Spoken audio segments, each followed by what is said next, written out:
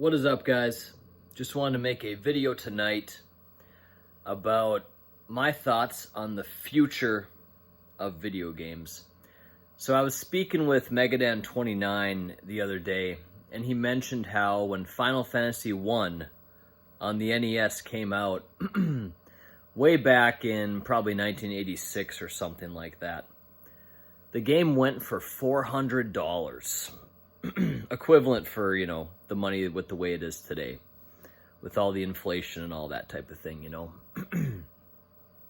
And I've just been seeing how games have been going and how I feel like it could be in the future. And I want to present a case tonight of an essentially gameless future. So I see, for example, VCRs and how that technology was here and it's gone. Same with DVDs, all that stuff it's here in my life, right? But it's gone. Physical media completely, actually. There's no real need for it anymore. It's honestly just pretty much a nuisance to have these physical discs and stuff that can break. You can lose them. They're just pretty much a nuisance. It's almost like there's just no real reason to have it.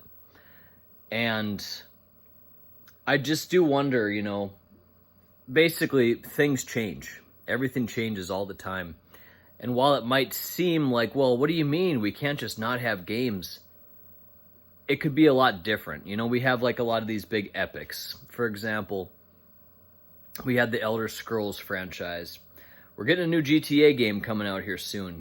That's really cool. We have plenty of Zelda games that we've been getting, but geez, when's the last time we had an Elder Scrolls game? That game came out like, what, over 10 years ago, So where's the sequel at? The last Grand Theft Auto, Grand Theft Auto 5 came out on the PS3 initially.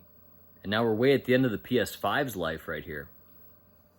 Back during the PS2, we had like, 5 Grand Theft Auto games on it, Grand Theft Auto 3, Vice City, Liberty City Stories. What's that shadow? Is that just my eye?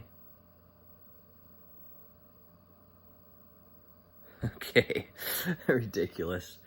Hold on just a minute here.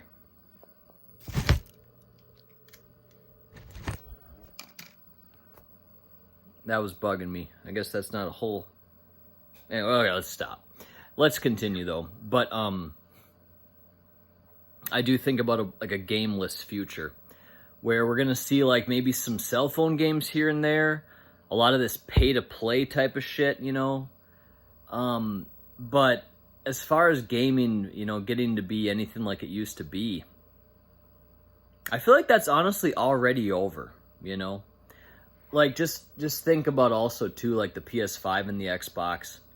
In my opinion, I feel like they've just crashed and burned. It's just like a major failure, I feel like.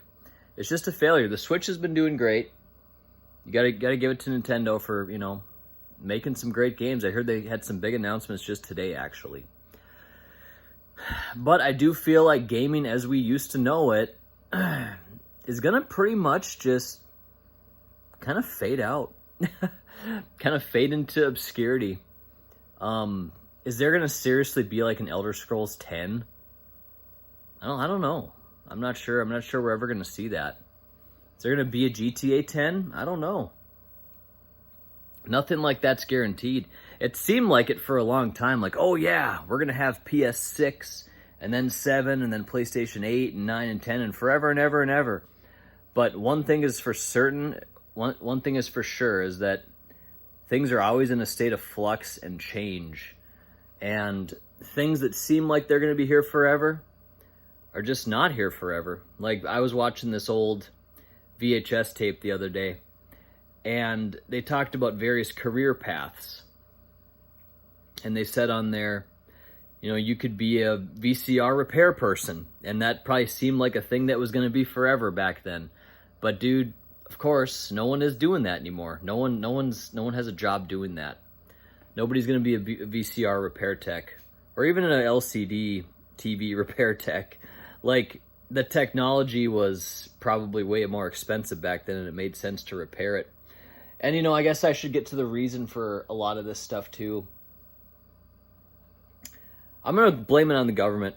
Yeah, I'm going to blame it on the government and just the constant inflation that crushes everybody and just hurts everybody. You know, just hurts everybody everywhere.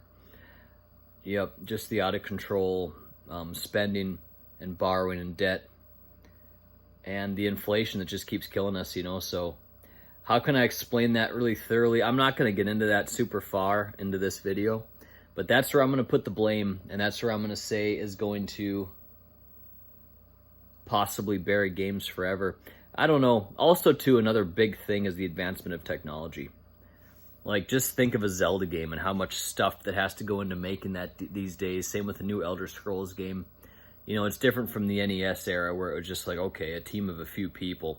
To be honest, let me take away the government, put that way more as the blame as the advancement of technology. Yep, I'm going to put most of the blame there with some blame for the government. You gotta blame them sometimes too, but I'm just going to kind of put this thought out there and see if anybody wants to talk about it or respond, because I think it's a interesting thing that I thought of, and I'm like, man, we may see just a very different landscape. Like I said, it's already started. We got these throwaway cell phone garbage games, all this pay-to-play trash. The whole world's waiting for Grand Theft Auto, you know? That's what we're all doing. But what are we going to do for the next 15 years until we get another GTA, if we even do?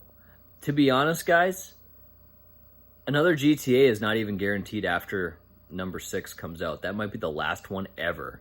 Let that sink in. That's how I'm going to end this video. Thanks for watching.